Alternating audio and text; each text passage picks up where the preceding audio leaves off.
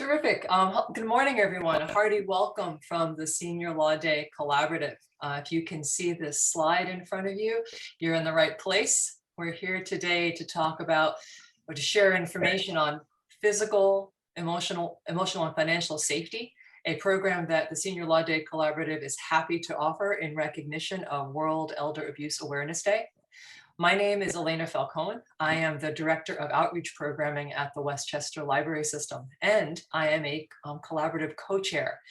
I share that work with Sarah Steckler and Melinda Bellis, and we also have Bruce Siegel here today from Marketing Sense, who helps us to make everything run properly. The Collaborative is an organization fueled by more than 150 attorneys, financial planners, care managers, and other professionals who are committed to sharing essential information of relevance to older adults and caregivers. If this is your first time with us for our program, I hope you've had a chance to explore our website, seniorlawday.info, for recordings of past programs and other resources that you can use right now. And know that all of the information presented today is going to be posted to that website. So today, what we're going to cover are basically four topics. How not to become the victim of a scam and frauds, and to, for all the ones that are actually targeting older adults right now. We're going to talk about how to recognize when people close to you may be actually victimizing you, and how to think about that.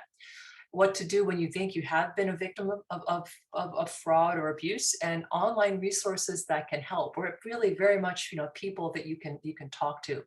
And again, everything that's being presented today is going to be posted on the website. Plus, we'll be able to answer questions during the session and even after the session. There is, while I can't see all of you, and you probably are all muted right now, you'll see that on your Zoom window, you have a Q&A option. So if you have a question, I encourage you to use that Q&A feature. We're going to be monitoring the questions as they come in. There's a lot to present today, so while we may not be able to answer all of them in the moment, if you include your email address, if you don't respond anonymously, we'll see your email address and we will be happy to follow up with you. So please keep that in mind as we present. We have 4 people who are going to be talking today, so we're going to try to move fairly efficiently today. We have Gary Brown from the Attorney General's office, Frederick Green from the District Attorney's office, Roberta Goodman from the Pace Women's Justice Center, and then I get to come back at the end to talk about those online resources. And let me start also with a bit of framing. So we're talking about safety, and some of you may be hearing that word, emotional, financial, physical safety, and asking, wait, who said I was unsafe? Well, first of all, congratulations. You got to this point after in the pandemic, right? We've had this amazing challenge going on for, 16 months. So you've managed, and we've all managed to cope to get this far. And really, congratulations to all of us and to our nation. But it's not just that the pandemic has taken place. Okay, there's one thing to do with COVID-19, but it's this whole experience of ongoing stress.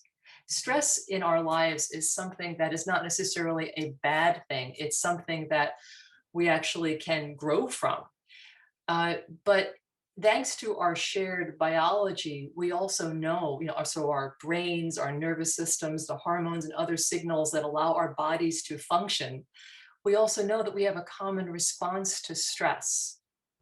So throughout life, stress is something that just is.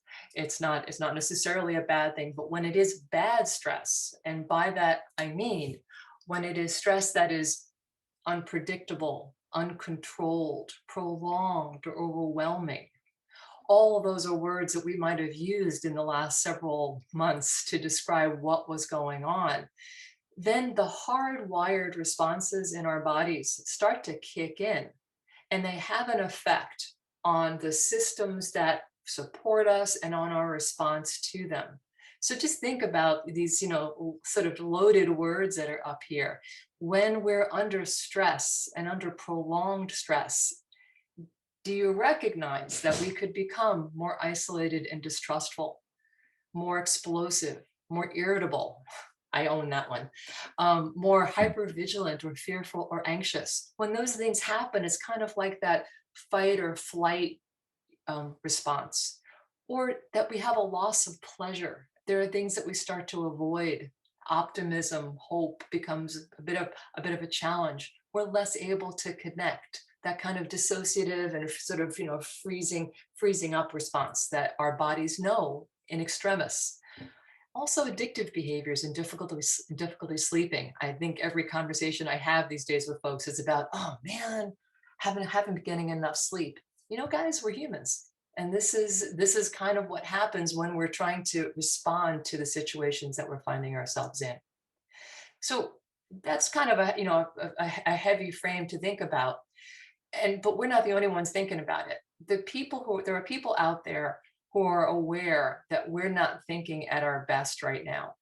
And they're inclined to take advantage of that. And we know this for a fact because there has been a real bump in the number of scams and consumer complaints that are there that are targeting particularly older adults. People are losing money, people are losing resources. And the internet, the thing that we've been relying on to get some level of connection, has been a real tool for that. So we're talking about phishing emails and texts, bogus social media posts, robocalls. Gosh, they seem to be endless.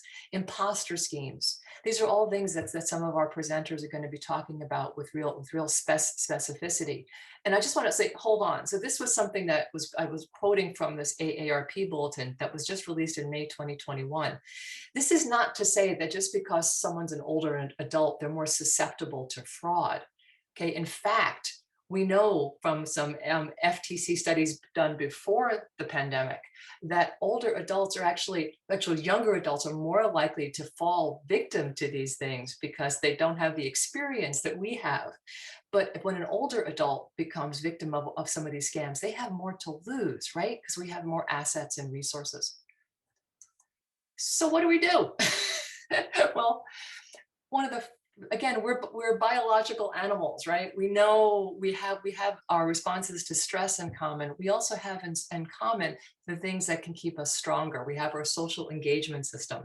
We know that ability to connect can mean everything. When we know that we're not alone and we're part of a cohort, we're part of a group.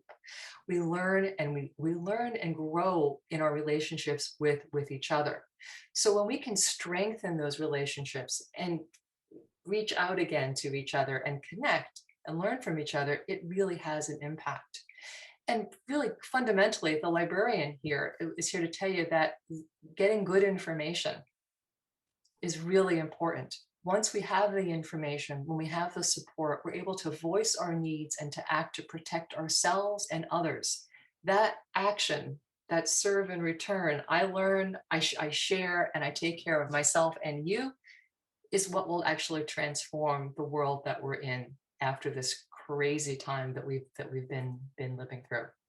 So thank you for being here today. I think it's super important. And now with that, I want to shift over to our speakers. First up is going to be Gary Brown, the statewide elder abuse coordinator and assistant attorney in charge of the Office of the New York Attorney General. He's going to begin to talk about some of the details of what's going on that we have to be aware of. Gary. Thank you, Elaine, and good morning, everybody. On behalf of Attorney General Letitia James, I thank you for joining us this morning. I'm quickly going to go through some of the most common complaints that we've received during the pandemic, which are not necessarily targeting older adults. And then I'm going to go through the classic phone and internet scams and email scams and how you can avoid becoming a victim. At the start of the pandemic, we received over 7,700 price gouging complaints during the first few months. Remember when it was so hard to find toilet paper, paper towels, disinfecting wipes, eggs, things like that?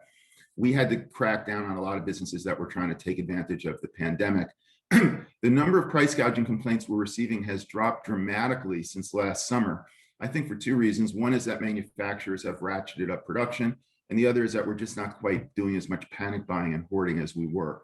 But we stand ready to enforce the price gouging law again if necessary. So for example, a few weeks ago when the Colonial Pipeline was taken out by a ransomware attack and there was concern about gasoline price gouging, we stood ready to enforce the law. Fortunately, that didn't happen. The other very common complaint we're getting during the pandemic is from people who are going online shopping, right? We're all doing so much online shopping, but they're not getting the items that they purchase. And in particular, this has been happening with pets. People during the pandemic have wanted to, there's a loneliness factor. They want to bring on something, a beautiful little animal into their home. They're ordering pets online, and all too often they're not arriving. So if you are going to shop online, classic shopping rules apply more than ever. Purchase from reputable sites you know of and you've dealt with before, and always pay by credit card. So if you don't get the item you purchased, you can get a charge back. If you pay by debit card, the money is withdrawn from your account immediately upon execution of the transaction. If you pay by other electronic methods, you're not going to be able to get your money back. So pay by credit card. And then the third type of complaint we've seen a ton of during the pandemic is people who have gotten a letter from the State Department of Labor about the unemployment insurance claim they didn't file. In other words, people are filing false unemployment claims by the thousands. The good news is that in very few cases is the Department of Labor actually paying out on these fraudulent claims. But the bad news is that it means if you do get a letter like this, the scammers had your name, your address, and most importantly, your social security number. So you've got to go into identity theft overdrive prevention, take steps like freeze your credit report, check all your accounts, change your passwords, etc. Identitytheft.gov, the FTC website, has great information on what to do if this happens to you. Again, that's identitytheft.gov. You can also check out the New York Attorney General's website at ag.ny.gov.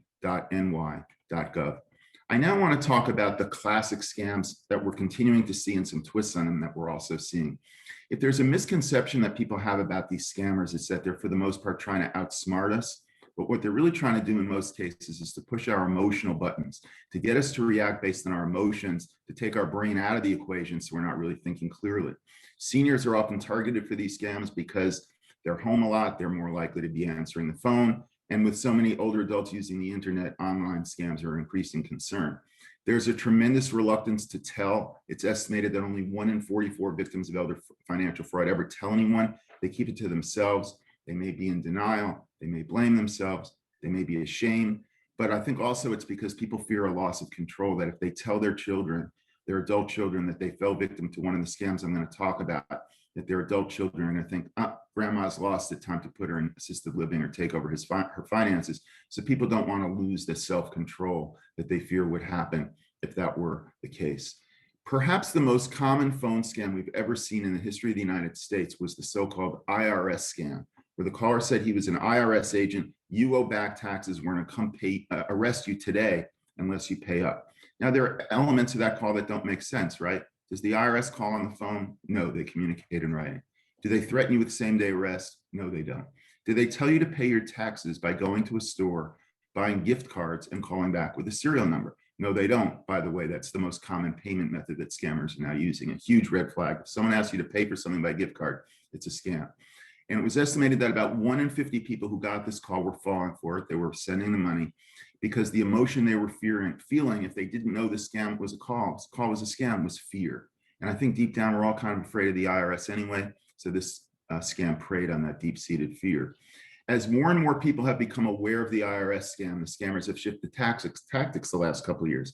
Instead of being an imposter claiming to be an IRS agent, more often they're claiming they're with the Social Security Administration.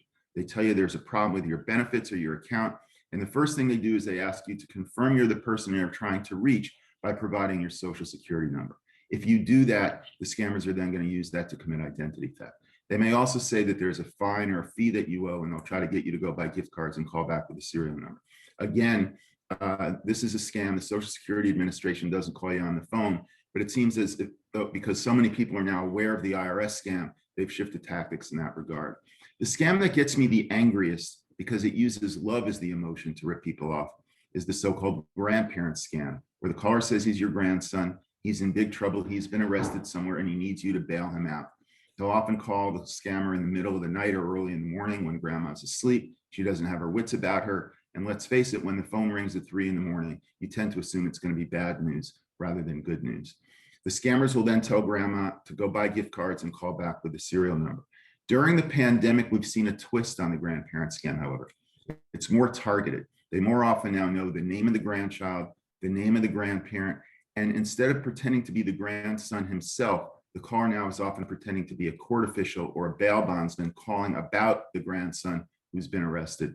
And this is an effective tool for them because oftentimes grandma would get suspicious when the imposter pretended to be her grandson because it didn't sound like him. But now she's getting a call from someone who she's never spoken with before, a court official or a bail bondsman or something like that. Also, rather than telling grandma to go buy gift cards and call back with the serial number, increasingly now they're coming to pick up the cash in person. And we think that's because during the pandemic, a lot of people were reluctant to go to a store and buy gift cards or buy anything else for that matter, but they probably had some cash in the house or would be willing to go to an ATM and withdraw some cash in order to save their beloved grandson. So please don't fall for that one. We've seen an uptick in the utility scam during the pandemic. The caller says he's from your local utility. You're behind on your electrical bill. Again, if you don't pay up the same day, go buy gift cards, call back. They're going to turn off your electricity. That's a scam. We've seen an uptick in romance scams during the pandemic. As more and more older adults are going online to try to meet someone, there's social isolation. People want to try to reach out through the internet. There are predators out there lying in wait. They have false profiles posted, and as soon as they see a new profile posted by an older adult, they reach out to that person. They engage in all kinds of lovey-dovey text messaging and emailing, and then eventually comes the ask for money. And all too often, the victims will provide the money. And what's really disturbing about the scam is, for example, if someone calls the AG's office and says, I got a call from someone who says he's an IRS agent, and we tell that person it's a scam, they're happy. But when someone calls our office and we tell them you're being ripped off by a romance scam, they're not happy. You're telling people news they don't want to hear. I mean, this new source of love and compassion in my life is trying to rip me off. It's very disturbing, and oftentimes people will continue to send the money. So if you know someone who's considering going on to one of these type websites, please have a conversation with them beforehand so that they know that there's the possibility they may meet a scammer and they won't be taken by surprise. So what are some things you can do to stay safe on the phone? For starters, think of the phone as a one-way street and only provide information over the phone if you made the call to a number you know to be your bank, your credit card number, a government agent, a credit card company, a government agency, etc. If someone calls you, you can never be sure they are who they say they are, so don't provide information over the phone. To get us to believe they are who they claim to be, they're using a technology called caller ID spoofing. They can make your caller ID say whatever they wanted to. So if they claim they're calling from the Social Security Administration, they can make your caller ID say Social Security Administration or the phone number of that administration. You can't believe the call is legitimate just because of caller ID. What we do suggest, however, is that you use caller ID as a screening tool and simply don't answer the phone if you don't recognize the number. This will reduce the number of calls you get because the more of them you answer, the more you get, and the fewer you answer, the fewer you'll get. So please resist the temptation. Don't answer the phone if you don't recognize the number. In order to trick us into answering, they're using a technology called neighbor spoofing. They spoof a number in your same area code in exchange, hoping you're going to think it's a neighbor, a local business, and answer the phone on that basis. So don't fall for it. If you don't recognize the entire number, don't answer the phone. The do not call registry, people ask me, Gary, is it still worth signing up for the do not call registry? And the answer is yes and no. Yes, because legitimate US-based telemarketers won't call you anymore. You'll get fewer of those calls. But scammers calling from anywhere in the world are going to call you anyway because they're using caller ID spoofing. And even if you report the number that you saw in your caller ID, it really wasn't the number that called you in the first place. So sign up for the do not call registry, but recognize it's not going to reduce the number of scam calls you get. There are also some carriers now that are providing warnings about potential spam. You see it says potential spam on your phone. What they're telling you is that that call was using caller ID spoofing. If I knew a call was using caller ID spoofing, I would certainly not answer that call. If it's a legitimate caller, they'll leave a message. You can call them back. If it's a scammer, they probably won't leave a message, but even if they do, you can simply delete it. So those are some tips on how to stay safe on the phone during the internet. And with that, I'm going to turn it over to Fred Green from the District Attorney's Office. All right. Thank you, Gary, and good morning to all of you. I promise we didn't deliberately arrange to have a speaker named Brown pass it off to a speaker named Green, but it's just worked out that way, and hopefully you'll forgive us. I'm Fred Green. I'm a second deputy district attorney in the Westchester County DA's office, and in my job, I oversee the prosecution and investigation of crimes involving all sorts of what we call special victims throughout Westchester County. And so for us, that means older adults who are victims of crime, as well as children who are victims of child abuse, and folks who are victims of domestic violence or even cases of human trafficking. We have a very uh, busy division of lawyers and support staff working on these cases. And Gary has done a great job of talking to you about the kinds of things that strangers do. And those of us who are on the panel and those of us who know Gary and have heard his presentation, not only today, but in the past, I always learn something new when I hear Gary give his presentation. And some of those scams have happened to me and to people in my own family. So it's very real and it is very emotional to get a call um, from one of these scammers.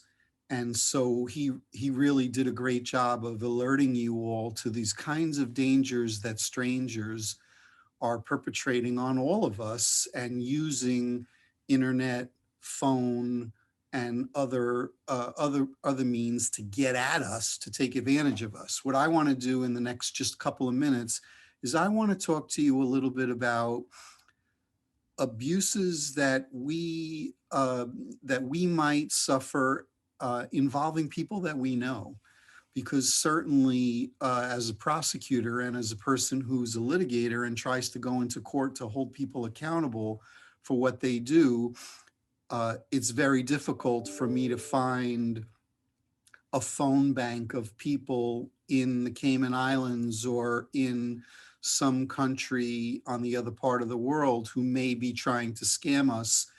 But I've got people right in our own families here in Westchester who are taking advantage of us and of older adults in Westchester. And I just want to talk to you a little bit about some alert signs and some things you can do and be aware of to help keep you safe in those kinds of situations. And I love how Elena introduced the whole idea of what we're here to do today, how to not become a victim, how to recognize if something is a little bit amiss in what you're seeing in your life or in your relationships or in your home, and what to do about it if you recognize that one of these things is happening.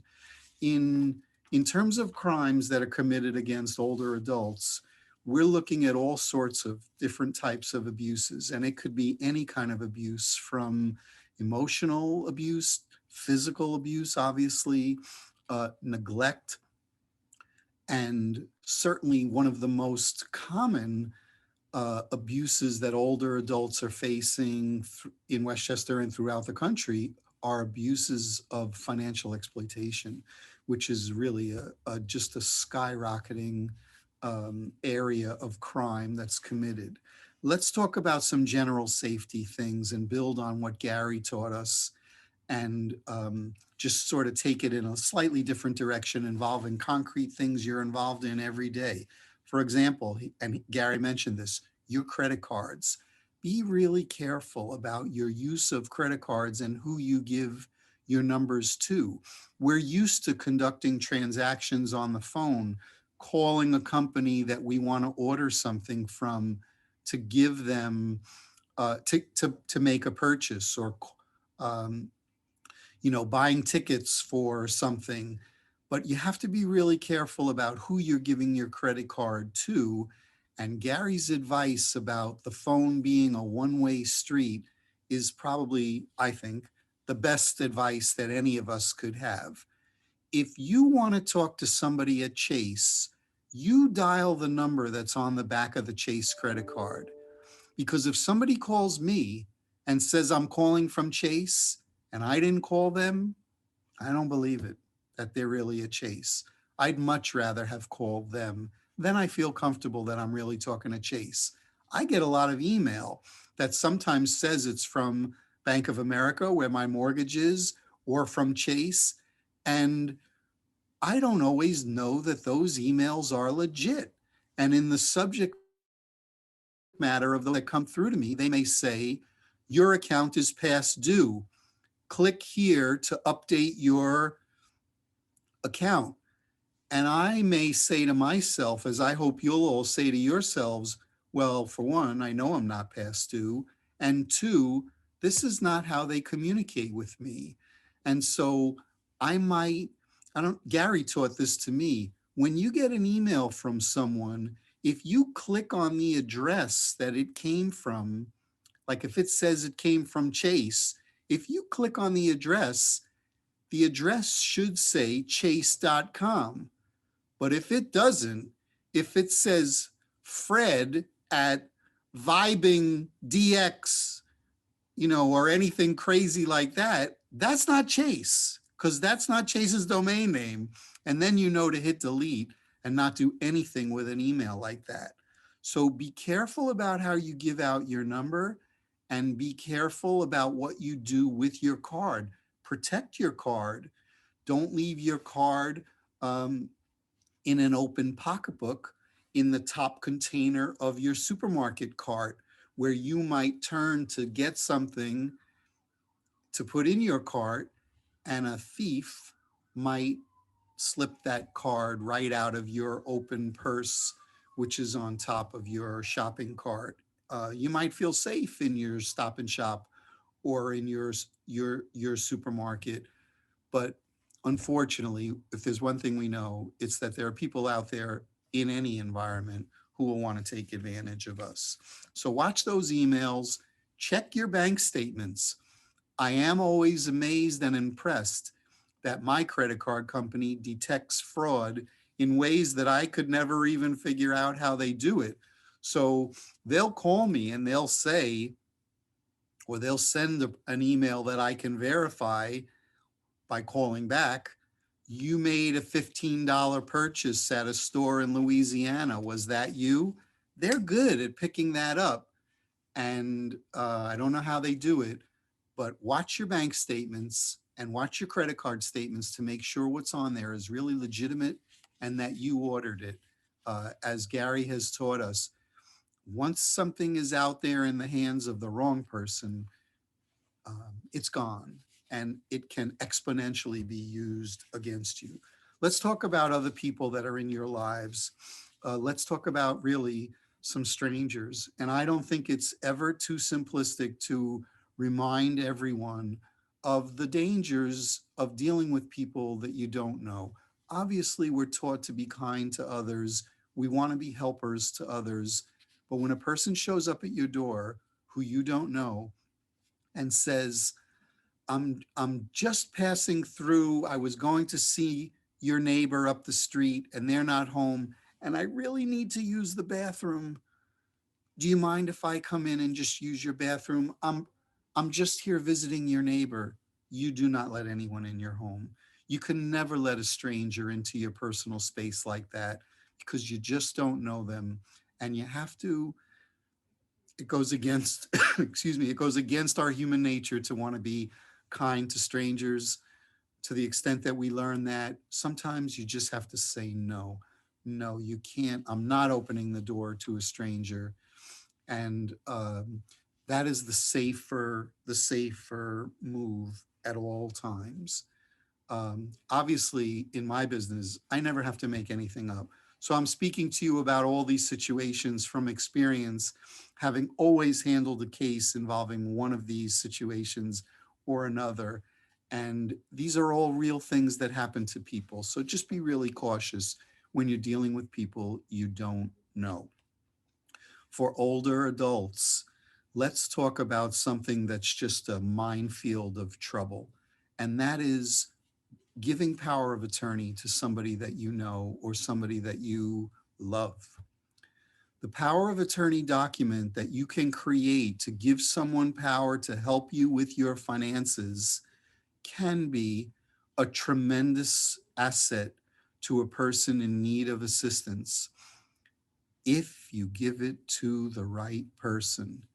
If you give it to the wrong person, it can absolutely be a road to ruin.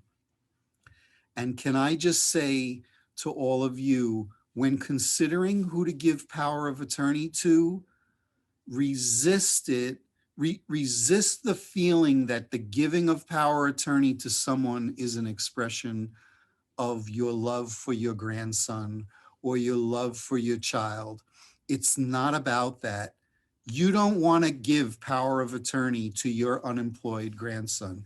No offense to anyone who has an unemployed grandson, but do you know what I mean? That's probably not the best person to give power of attorney to. You have to give power of attorney to someone who is completely trustworthy, because you, by giving them that power, they can do anything for you. And depending on what you authorize, the power of attorney can sell your real estate and do banking transactions and sell and buy stock and clean out your bank account. So if you have somebody in your family that you may love, but who could be trouble, and all I could say to you folks is, you know what I'm talking about. You know who that person is. You don't have to take your love for them to the level of giving power of attorney to them. So be super careful about that. Power of attorney is also revocable. So if you give it to someone and you're unsure about how that's going, pull it back, and pull it back when you can and when you recognize it. Let's talk about other people who are close to you, and let's just run through it quickly. You can be alert in your homes to see whether you have people who come to your homes to help you, whether they're being trustworthy. You can keep track of where your checkbook is. My dad kept his checkbook on his desk in the middle of his living room.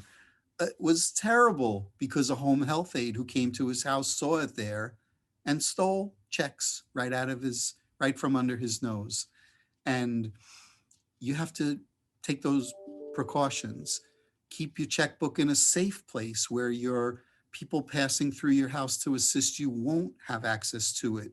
Keep track of where your jewelry is. Keep track of where your ATM and don't give out your PIN. Your home health aide who's coming to assist you with things in the house does not need the PIN to your ATM. So don't give it to them. And all of you who are savvy, you're on this webinar to learn and protect yourselves. Keep an eye on your friends. Keep an eye on your neighbors.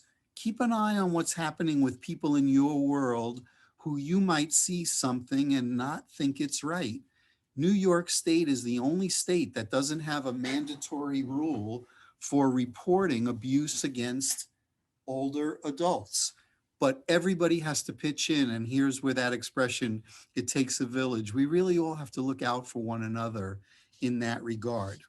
So what can you do in closing? If you sense that you're being taken advantage of, or if you sense that your neighbor is being taken advantage of by a home health aide or a grandson or a child who's maybe not taking good care of a person or abusing finances, first, call 911.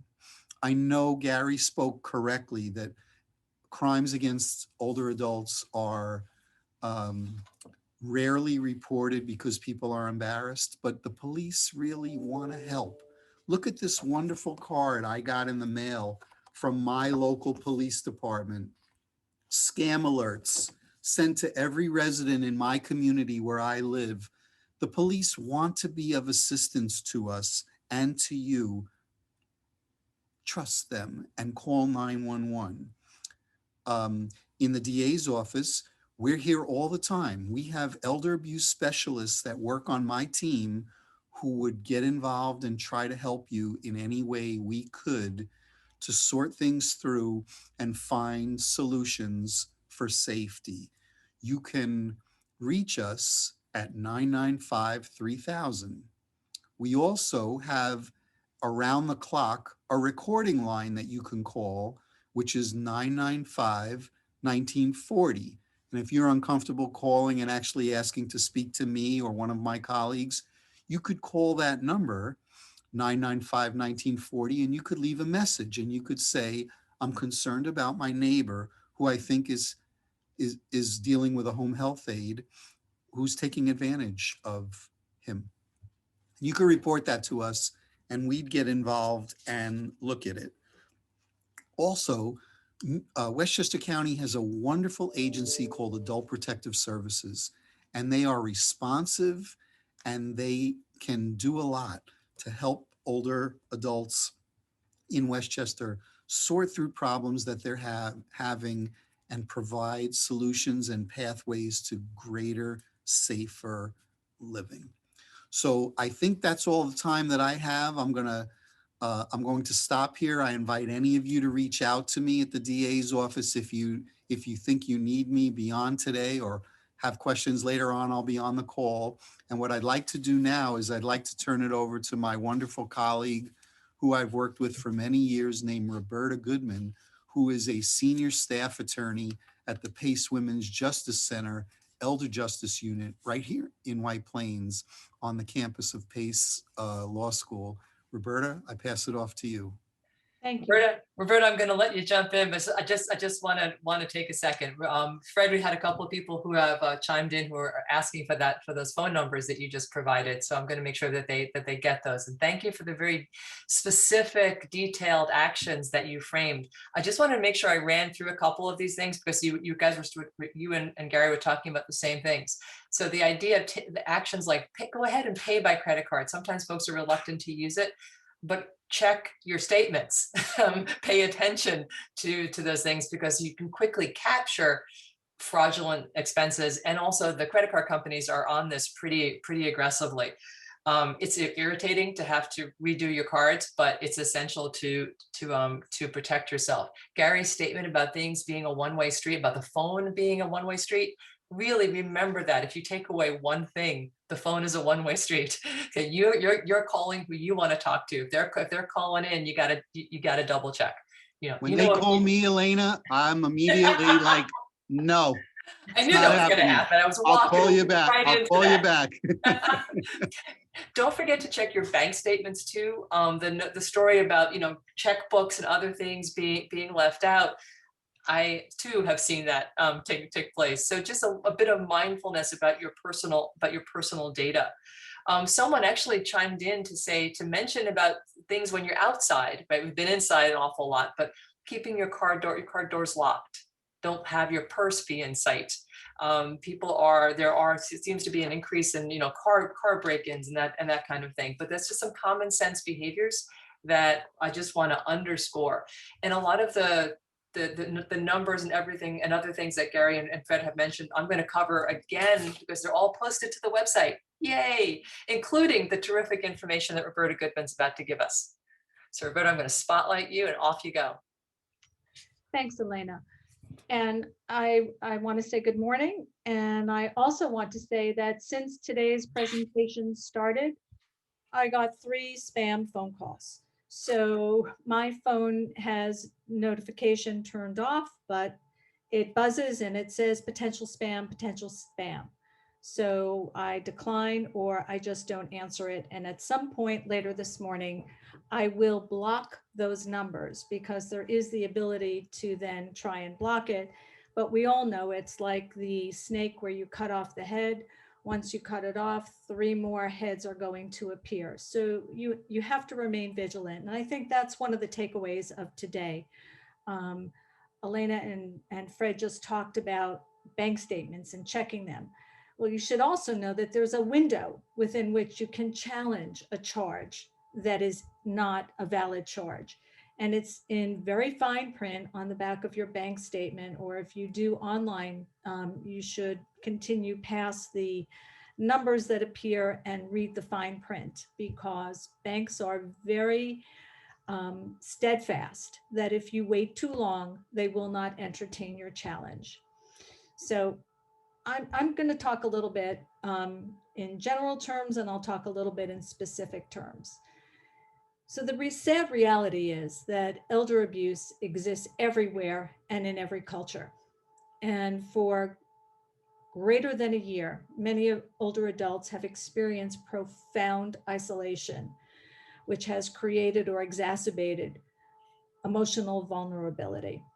Technology has created a way for us to be connected. And as Gary has spoken so eloquently, it has also opened the door to very clever and enterprising scammers.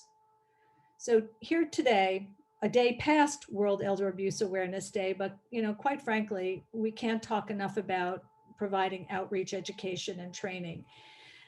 This gives us an opportunity. It's a platform to raise awareness so that we can educate, we can train, and better understand what is elder abuse, what is the impact that it has. Many people don't understand the emotional and the physical impact that elder abuse creates, and also to provide the resources that exist. One of the things that our prior speakers have mentioned is, checking your credit as well, checking your credit cards. Well, if you find that you have experienced some type of compromise or identity theft, the first thing that you should do is you should freeze your credit with all 3 credit agencies. And I can provide Elena with those numbers that will enable you to contact the 3 agencies, Equifax, Experian, and TransUnion. It does not cost any money to freeze your credit. And should you decide that you want to apply for a car loan, a lease, or a home line equity line of credit, or refinance your property, or a new credit card, you can unfreeze your credit for that purpose. And then you can either automatically have the freeze go on after a particular period of time, or you can leave it open until you get the product that you're seeking and then go back and freeze your credit. So why are we here today? We're here not to scare you, but we are here to empower you so that you can be safe and maintain your independence.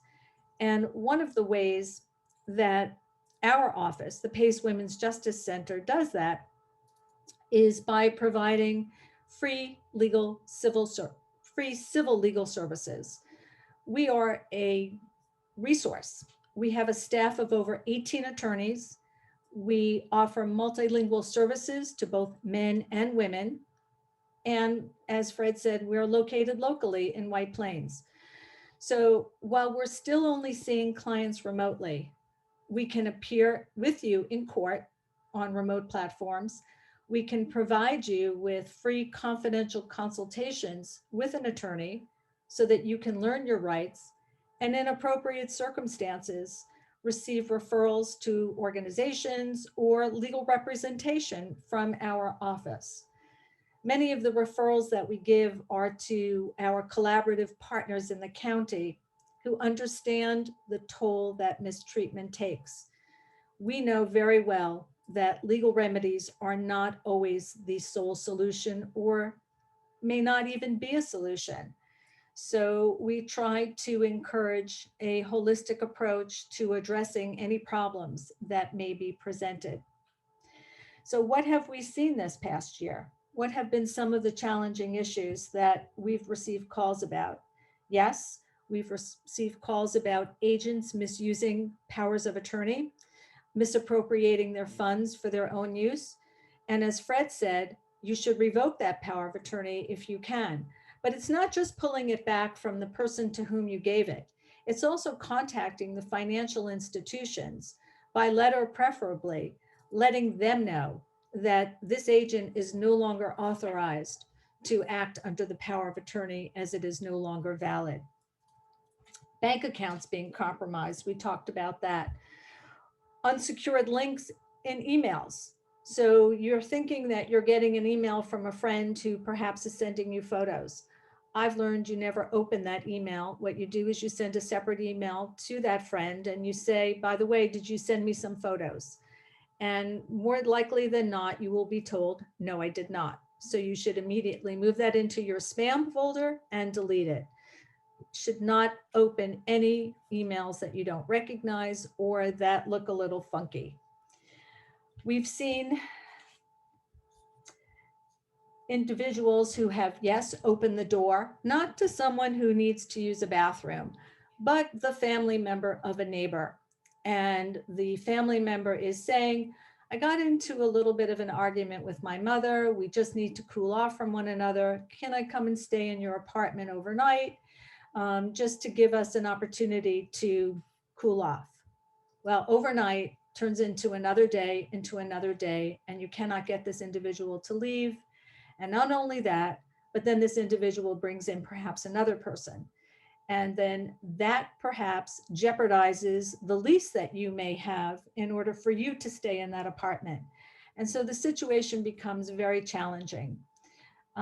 We can go into family court to try and get a temporary order of protection, which may lead to a permanent order of protection, but there has to be an intimate relationship with the individuals. It could be a boyfriend, girlfriend, it could be a husband, wife, it could be people who have a child in common, but a roommate situation, that doesn't allow you to go into family court, and then you have to go through housing court. And we all know that with this pandemic, that there was a moratorium on evictions. So you may be stuck with this individual unless they are actually committing a crime, in which case you should report it to the police, and then the police will discuss it with the district attorney's office. What are some of the other things that we've seen? We've seen family members providing funds to their children so that they can reside in their home. And then the children say, you know, this is not working out, you need to leave. And then they find themselves without homes and without funds to provide them with additional housing.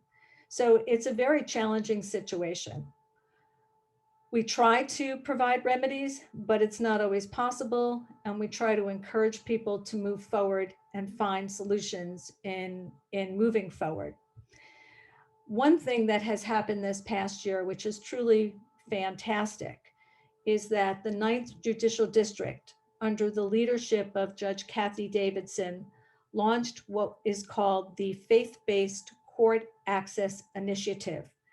And what this does is it provides access to private confidential consultations with an attorney in several houses of worship within the county. This innovative program enables individuals who do not have computers or do not have a safe place in order to have a consultation with an attorney, a venue for such a consultation. I've had several of these, and I've found that the religious leaders in these houses of worship are very supportive. They provide a private room for the individual. There's court staff, there's a court attorney from the courthouse who comes, who sets up the computer system. Sometimes a caseworker from Adult Protective Services might be in the room with the permission of the client. And we're able to have a conversation to find out what's going on and to try to help this individual. So what are today's takeaways? Well, I think it's been said that we should think twice before reacting to an offer that seems too good to be true or to scare tactics, that it's so important to come forward to report and to be open to receiving assistance and to remain resilient, because resilience what has gotten us through this incredibly trying time. And I'm happy to be here. The Pace Women's Justice Center, various resources are listed on this presentation. We have a family court legal program. We have a walk-in clinic, as I said, that's virtual. We have a legal helpline, and we have several different units, and we are here to help. So thank you all so much. Roberta, thank you very, very much for that. And I'm looking forward to being able to sort of underscore for everyone where that information is posted. We do have a question or two that I wanted to just make sure we shared. So one person is asking, it's actually a very informed question about this. What specific outreach and education efforts are you guys aware of that are in place throughout Westchester County that focus on prevention? This person mentions that since New York State is now the only state without mandated reporting of elder abuse, which I did not know, is there any activity happening towards changing this, or is there an active elder abuse task force or committee in Westchester to get involved with? And in terms of scams and frauds just generally, I have to say that the Senior Law Day Collaborative has been quite active in sort of raising this topic in the last couple of years. And local libraries are often also offering programs that are on the topic, particularly of internet safety and privacy. But I wonder if any of the panelists would have anything that they could add to this. Well, pre-pandemic at the Attorney General's office, we would do programs all over the county and all over the state. In the last 16 months, that's become a virtual proposition, but we're still doing many programs like this. So if groups are interested, please reach out to us or to Elena. Terrific. And we're glad to set up a program. Fred, how about you? Oh, sorry. Yeah, I'd add to that. We do a lot of programs. We speak to a lot of community organizations and a lot of civic organizations throughout the county about the kinds of things that we talked about today, and of course, in greater detail. We also do a lot of education through our police partners. So we regularly are teaching police officers at the police academy, both at early stages of their careers in the recruit process, as well as more senior officers who are either becoming detectives or becoming police supervisors. So it's a constant theme that we work on in the county in terms of educating police. And then finally, I'd say we have a very vibrant network of professionals who work on a multidisciplinary team in Westchester with our, many of the people you see on the call today, on the webinar today, as well as with many other committed professionals to the issues surrounding abuses committed against the elderly. And we meet once a month, we dissect cases, we problem solve, and it's a wonderful exchange of ideas with an idea towards coming up with solutions. Many of the problems that we see at the multidisciplinary team are some of the things that Roberta has highlighted today in her presentation. Everything, like, again, in our business, we never have to make anything up. So all of these scenarios are real. We just handled a case in the DA's office of a man who met a woman who's half his age and felt sorry for her. So he married her so that she could obtain some kind of better status here in the United States by virtue of the marriage. They don't even really know each other. And then as soon as they got married, she tried to kill him. And Roberta's scenario of people moving into your home and then pushing you out, these are all real things that happen. We work with our partners at Adult Protective Services, and we all brainstorm on solutions to address these problems. So there's really a lot going on in the county. There is a lot going on in the county. That's my sense of it. Roberta, did you want to add to this one? Yeah, what I just want to add is that we have a very robust outreach and training program that goes on virtually now. As Gary said, we were in person, but we haven't skipped a beat this year. And Susan Carroll, who is the Director of Outreach and Training at the Pace Women's Justice Center, is the coordinator of all these programs. And we go to the various offices of aging, we go to community centers, we've gone to the Rotary Club, we've gone to different houses of worship. If you call us, we come and we don't charge. And we're happy to provide information and to educate both professionals and community members on ways to identify and stay safe. Thank you. Thank you, Roberta. I'm going to do a quick jump into the very last portion of this presentation. There's a question or two that has come up in Q&A. Please know that we're going to direct you to the right person to talk to for some of the questions that have been raised. The panelists and I will make sure that you have a response. But I wanted to take just a moment to share, maybe I'll even say show off, a resource that's here. Hang on, stop. Can I tell you the days when I don't have to do Zoom anymore will be happy in some ways. Okay, good. So now you can see this window. Everything, what we tried to do today is to give you a kind of a toolkit, a set of touch points, like knowing that the telephone is a one-way street for a lot of your financial communications, especially thinking differently about credit cards, thinking about how to maintain your personal information. The resources that we've mentioned and more are available on our website, seniorlawday.info. And what I want to do is just to take a moment to show you one. Remember to consider bookmarking for yourself the websites of the agencies that you just heard from. You can go to the Attorney General's office to file a complaint and to really get a lot of information on what a legitimate service should be doing.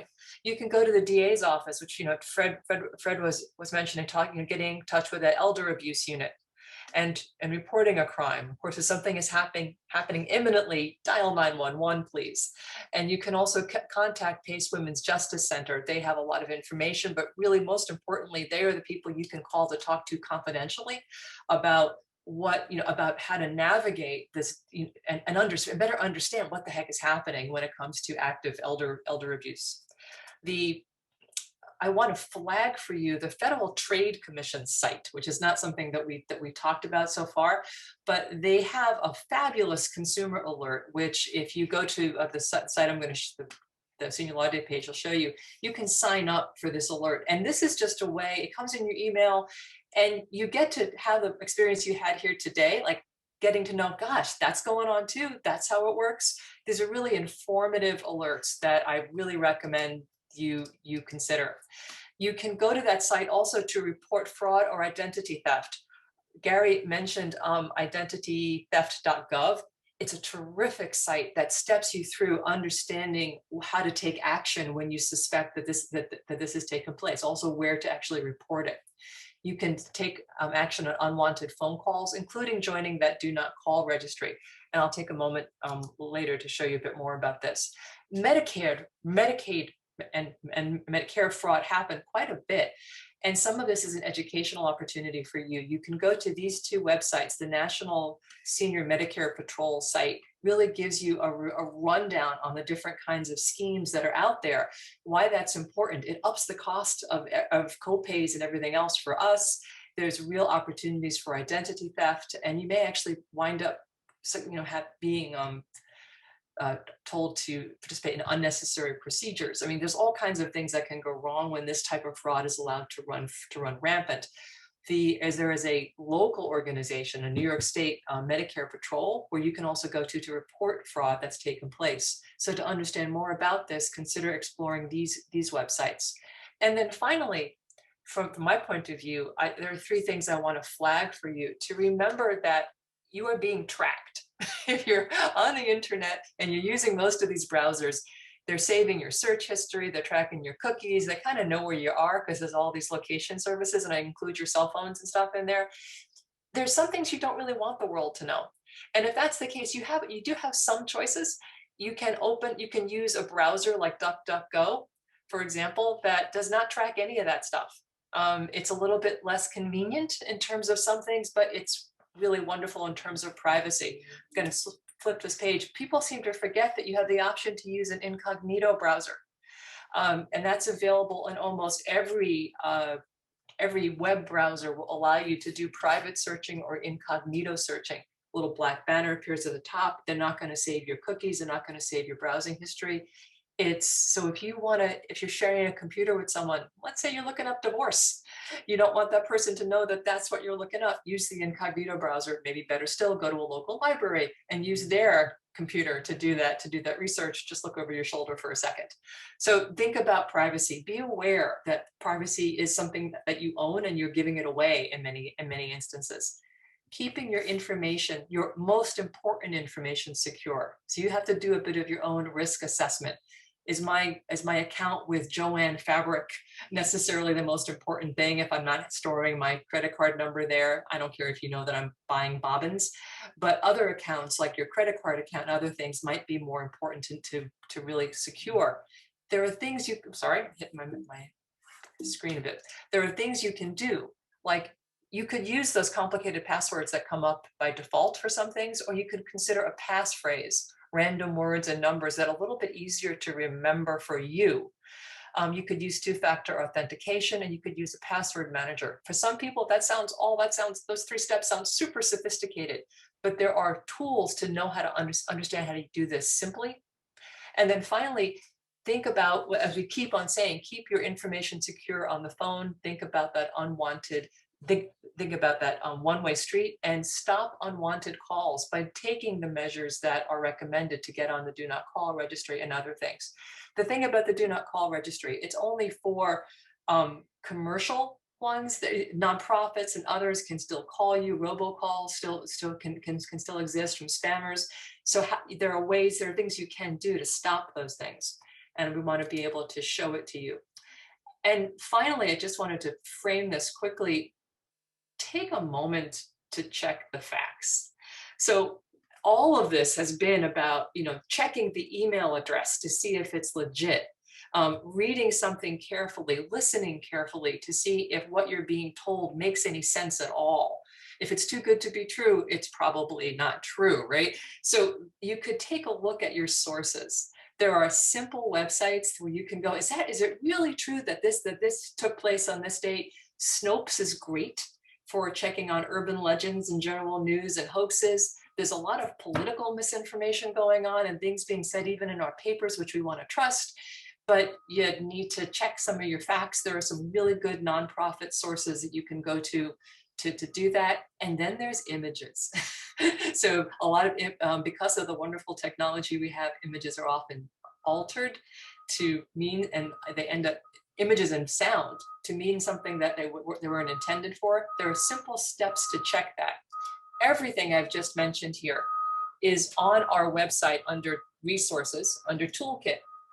And I'm going to keep on updating this because there's some new things I learned today that I'm going to add. But what I just said about tracking about the Federal Trade Commission, everything is here. You can click here to go to this wonderful document on how to stop unwanted calls. I would take every step in here. It's really fabulous. There's some good consumer-friendly information that's out there. Things on creating secure passwords. We've got all of the information that's available from the Electronic Frontier Foundation, which is an excellent source for understanding this, how to exercise caution on the phone, how to block those unwanted calls, how to join the Do Not Call registry, how to do a quick check of facts, and how to check that those images that you are often shown online, whether or not they're real or not. I had to end with a funny picture because I just thought that was it's such a serious topic today. So with that, I say to everyone, a hearty thanks to our wonderful panelists for their time today, and for the passion and commitment that they bring to these services. I encourage everyone to stay safe and connected and well informed. You do that by reaching out to the agencies who you heard from today, by going to seniorlawday.info, and also maybe bringing your questions to your local library. I'm going to stop. Elena? Oh. Yes, Bruce. Oh, I'm sorry. Yeah, I just wanted, so are you I'm all done. It's all yours. All right. Yeah, I just wanted to, again, thank everyone and just wrap up by, just for a second, I'm going to share my screen again and back to seniorlawday.info. And I just wanted to take a moment to recognize our sponsors, and hopefully the page will come up soon.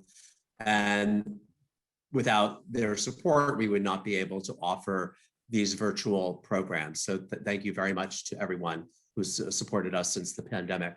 Thanks a lot. Everyone. So long.